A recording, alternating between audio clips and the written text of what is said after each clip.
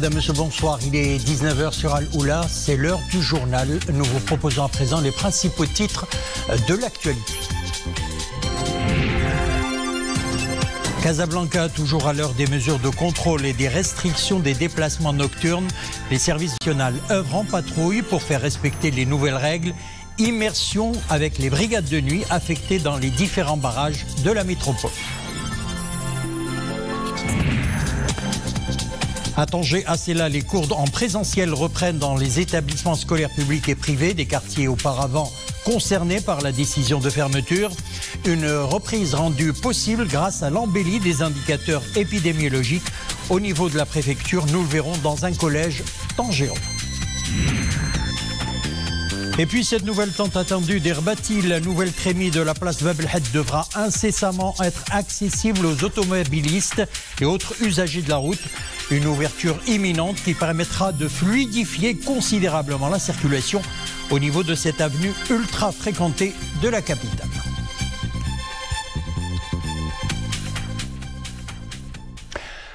Un conseil de gouvernement s'est réuni aujourd'hui sous la présidence du chef du gouvernement. D'emblée, Saad El Othmani a indiqué qu'il y a une forte concurrence internationale pour trouver un vaccin efficace, soulignant que le Maroc, sous la conduite royale, a aussitôt signé des conventions avec 2 laboratoires chinois et britanno-suédois, lesquels permettront aux Marocains de bénéficier de la vaccination contre la Covid-19 dès la fin des essais cliniques. Le Conseil a suivi un exposé du ministre de l'Éducation nationale, de la formation professionnelle, de l'enseignement supérieur et de la recherche scientifique sur le déroulement de la rentrée scolaire 2020-2021. Le ministre a également présenté l'avancement du chantier de mise en œuvre des dispositions de la loi cadre relative au système d'éducation, de formation et de recherche scientifique dans le contexte de l'état d'urgence sanitaire. Le Conseil a enfin approuvé un projet de décret de loi portant réorganisation du pôle financier de Casablanca et un projet de décret relatif à l'agence marocaine pour l'efficacité énergétique.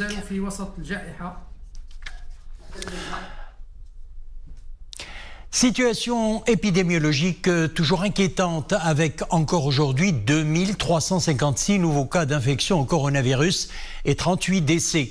Autre indicateur dans le rouge, 17 957 cas actifs avec un taux de prévalence de 49,4 pour 100 000 habitants. 289 patients sont dans un état sévère ou critique et 48 malades intubés. Enfin, ces dernières 24 heures, on a enregistré 1942 rémissions, soit un taux de guérison de 81,9%.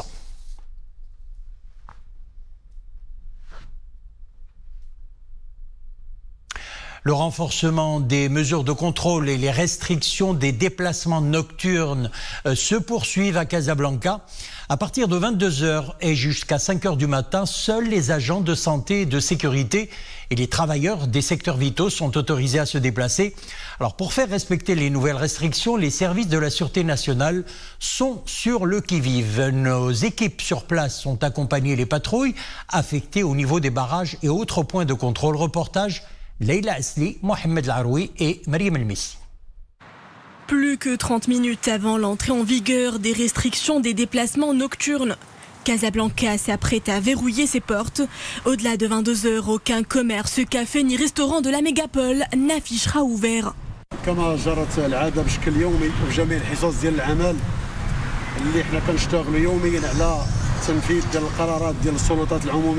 Tolérance zéro, la mobilisation des services de sécurité est maximale. Les brigades de nuit s'organisent avant de sillonner la ville. Direction les différents points de contrôle. الهدف من هذا الاجتماع هذا هو تذكير العناصر الأمنية بالتوجيهات والتعليمات المديرية. Un briefing est tenu chaque soir pour rappeler à nos éléments les instructions de base à mettre en pratique sur le terrain. En ce contexte de l'état d'urgence sanitaire, nous veillons à exécuter à la lettre les décisions émanant des autorités publiques. Pour cela, plusieurs points de contrôle sont mis en place, des barrages judiciaires et autres administratifs, en plus des différentes patrouilles déployées. 22 heures passées, plusieurs unités patrouillent dans les artères et quartiers de la métropole. La police intervient pour interpeller les retardataires. Seuls ceux détenant les justificatifs nécessaires dérogent à l'interdiction. En raison de mon travail, je suis contraint de quitter mon poste en cette heure tardive. J'ai subi un contrôle routier. Les policiers ont vérifié les papiers de ma moto. Je leur ai présenté mon autorisation de déplacement exceptionnelle remise par mon employeur. Je me déplace en cas de nécessité absolue, notamment pour aller au travail. Ces contrôles servent notre intérêt à nous, citoyens de Casablanca. Nous avons accompagné l'équipage affecté au barrage administratif Hachmi Filali à la préfecture de Ain Chouk. Dans cette zone ultra fréquentée, les contrôleurs serrent la vis. Ce barrage a été installé au niveau de ce tronçon précis. On observe ici une circulation massive de véhicules de transport en commun, de taxis, de transport de personnel. Le contrôle est durci dans ce point adjacent à l'autoroute reliant Rabat à El Jadida. Seuls les agents de santé et de sécurité et les travailleurs des secteurs vitaux et sensibles sont autorisés à circuler, tandis que la majorité des Casablancais est invitée à rentrer plus tôt chez elle pour ainsi circonscrire la propagation du virus. Les principaux indicateurs épidémiologiques s'améliorent au niveau de la préfecture Tanger à Sela. Cette embellie a permis la reprise des cours en présentiel dans les établissements scolaires publics et privés des quartiers auparavant concernés par la décision de fermeture. Notre équipe a assisté à cette reprise au collège qualifiant Abdelmoumen Mouahidi. Regardez ce reportage d'Anis Abou Mehdi, Saïd Najah sur un récit de Nissina Ousdar. Selon une organisation bien rodée et un protocole sanitaire rigoureux, les élèves du collège qualifiant Abdelmoumen Mouahidi retrouvent l'ambiance de l'école. Avant d'assister aux cours, ils accomplissent d'abord les formalités administratives. La première séance en présentiel de l'année peut enfin démarrer. Le retour tardif au banc de l'école est amorcé avec prudence et beaucoup de satisfaction. Les élèves sont unanimes, rien ne peut remplacer la présence physique du professeur. Je préfère de loin l'enseignement présentiel. La communication avec le professeur est plus efficace, plus fluide. Le présentiel comporte certes certains risques puisque le virus est toujours parmi nous, mais ça reste à mon avis la meilleure option pour que nous puissions profiter d'une excellente offre pédagogique. Il suffit de bien respecter les mesures barrières. Le contact direct avec l'enseignant nous sera amplement bénéfique, bien sûr. Il nous permettra de rattraper les petites lacunes accumulées pendant les cours dispensés à distance. Nous sommes donc pleinement satisfaits et heureux. Vu le caractère tout à fait imprévisible du Covid, la joie des élèves pourrait être de courte durée.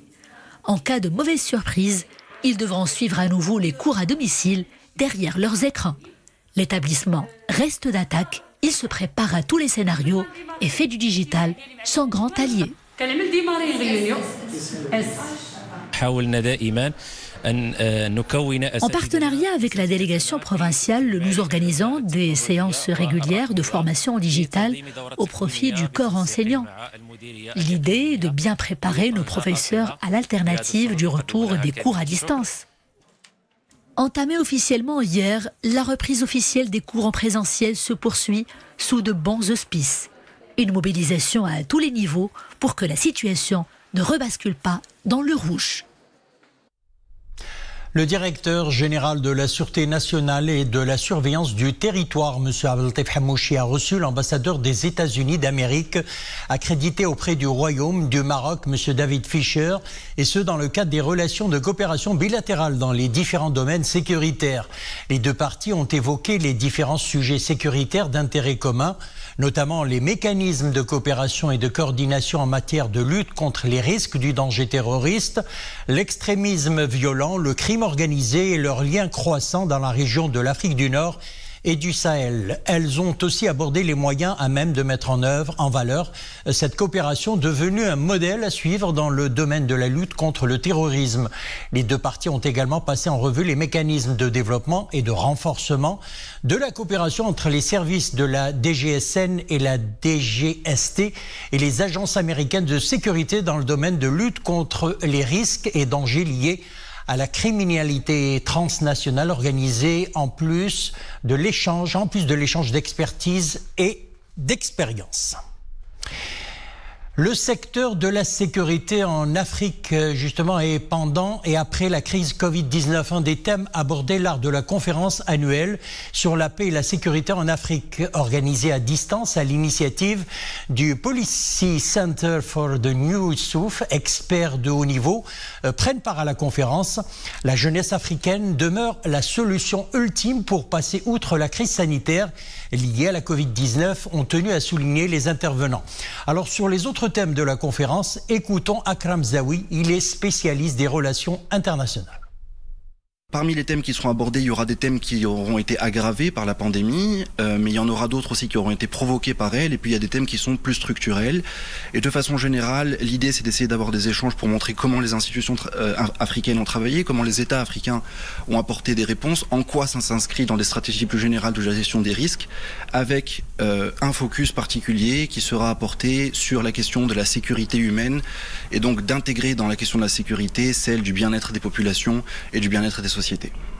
Ce qu'on attend d'abord, c'est une fluidification effective des échanges, c'est qu'on ait une communauté de plus en plus grande qui puisse grossir et puis qui puisse également apporter des solutions, qui puissent conseiller en fait les décideurs, les politiques publiques, encore une fois afin de tenir compte de paramètres qui soient les plus généraux possibles, de l'intérêt des sociétés en particulier, mais aussi des meilleurs paradigmes et de l'état des discussions aussi bien scientifiques en matière de politique publique.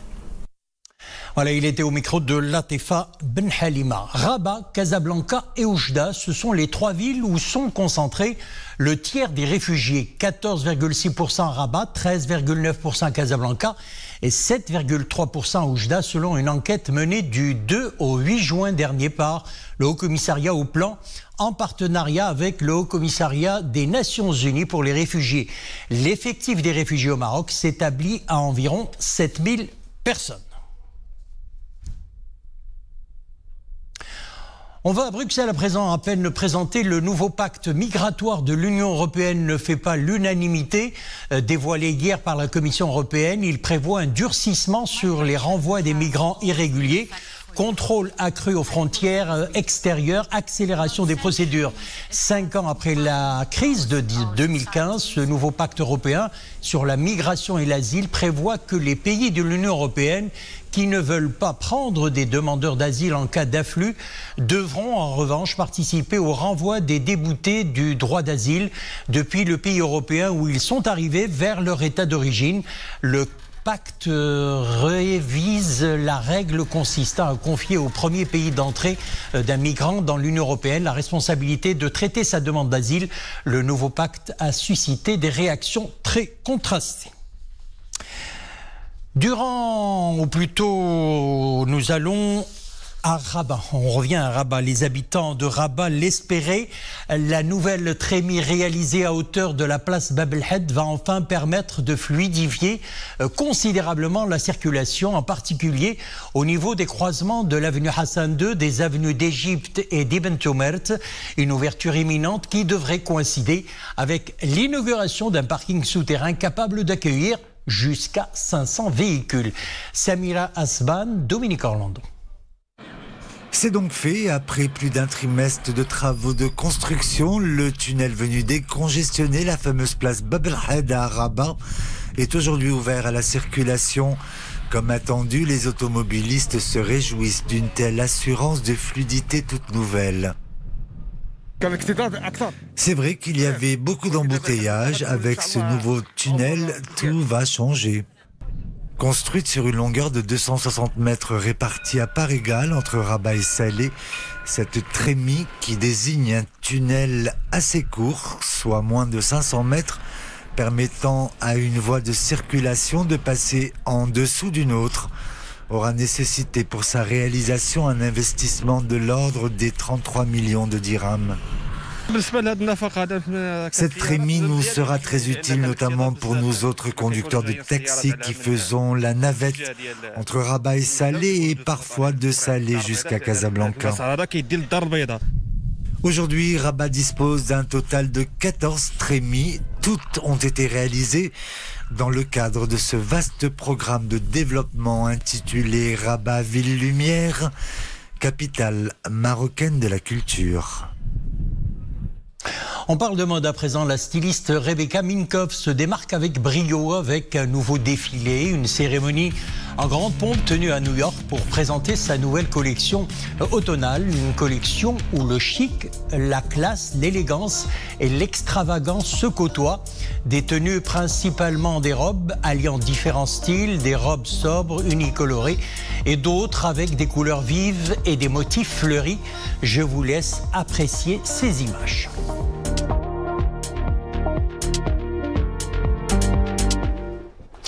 Et on passe à la page de sport. Loin des tribunes, les supporters Wydadi et Rajaoui suivront le 128e derby casablancais sur leur petit écran. Un derby qui intervient cette année dans un contexte marqué par l'épidémie du nouveau coronavirus. Un match à huis clos au complexe sportif Mohamed V en mise à jour de la 25e journée de la Botola Pro de Division 1. C'est d'ailleurs en ce moment que les joueurs sont entrés sur le terrain et le match va commencer bientôt. Les supporters des deux équipes ont trouvé refuge dans le web afin d'exprimer d'ailleurs leur soutien inconditionnel à leur équipe préférée. YouTube, Facebook, Twitter ou encore Instagram sont devenus le théâtre d'une rivalité intense entre les supporters des deux ténors du football national. Et voilà ces images, c'est la présentation des deux équipes, le WAC et le Raja, un derby, je rappelle, le 128e entre les deux grands du foot national. C'est avec cette information sport que nous refermons l'édition. Merci de nous avoir suivis, on se retrouve demain.